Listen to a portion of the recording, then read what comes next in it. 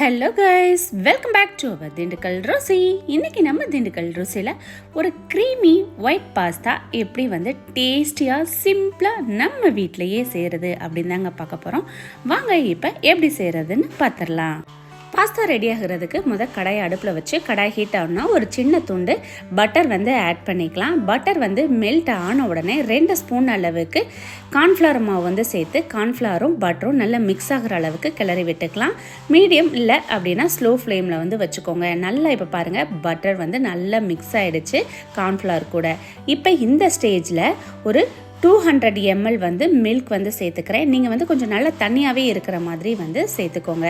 இப்போ நல்லா இதை பிளெண்ட் பண்ணணும். நல்லா நம்ம மிக்ஸ் பண்ண இந்த கட்டி மாதிரி இருக்கிறது எல்லாமே நமக்கு உடஞ்சி நல்லா ஒரு க்ரீமியாக நமக்கு கிடைக்க ஆரம்பிக்கும். நீங்கள் பார்த்துட்டே இருங்க பாருங்கள்.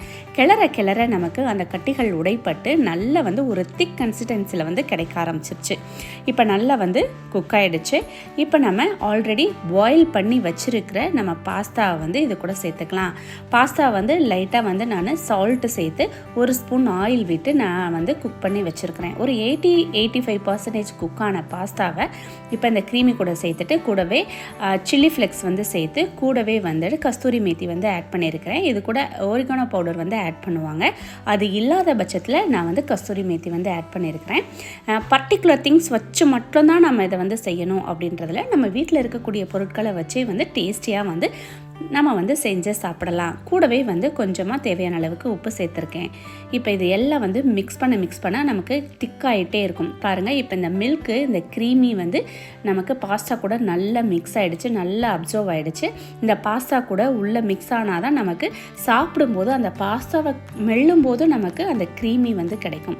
இப்போ ஃபுல்லாக ரெடி ஆகிடுச்சு. இப்போ நம்ம இதை ஒரு பவுலில் ட்ரான்ஸ்ஃபர் பண்ணிவிட்டு சுவைக்க ஆரம்பிச்சிடலாம். ஒரு டேஸ்டியாக சிம்பிளாக இதை செய்கிறதுக்கு மேக்ஸிமம் 10 மினிட்ஸ் தாங்க ஆகும்.